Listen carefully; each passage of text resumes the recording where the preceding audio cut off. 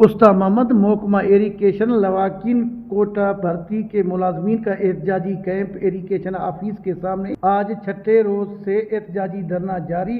एक्सियन irrigation खीसर canal और सूबाई सदर इरिगेशन बलूचिस्तान एहतजाजी कैंप पहुंचकर यकीन दहानी कराई, जिस पर एक हफ्ते तक जारी एहतजाजी कैंप ख़त्म करने का ऐलान कर दिया। इस मौका पर वश न्यूज़ से बातचीत करते हुए कहा कि हमने आज 7 दिन के लिए लवाकिन कोटा वालों को कहा है कि वो भी मौखर करें और हमने भी एहतजाज को जो है 7 दिन के लिए मौखर किया है। हकीकत है कि हमारे निचले तबके के साथ हमेशा यही जुल्म रहा है ब्यूरोक्रेसी की तरफ से।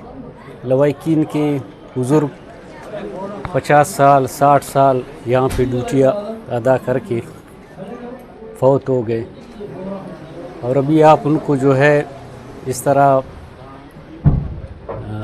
बेयार और मददगार यहाँ पे छोड़ दिया। के मुताबिक एक्सियन साहब के कहने के मुताबिक उन्होंने हमसे 1 हफ्ते का टाइम मांगा है। 1 हफ्ते के अंदर अंदर वो हमारे HR फॉर्म पर दस्तखत करके दे देंगे, हमारी तनख्वाहें बहाल हो जाएंगी इंशाल्लाह ताला। हमारा काम नहीं होता है तो फिर से हम अपना जुमे को ये अपना एहतजाज शुरू करेंगे इंशाल्लाह ताला। जबकि एक्सियन खीसर कैनाल का कहना है कि जब से मैंने ज्वाइन किया हुआ है तो इतना मुझे ख़ास टाइम नहीं मिला कि इस केस को मैं स्टडी कर सकूं कि इसमें क्या मसले मसाइल हैं।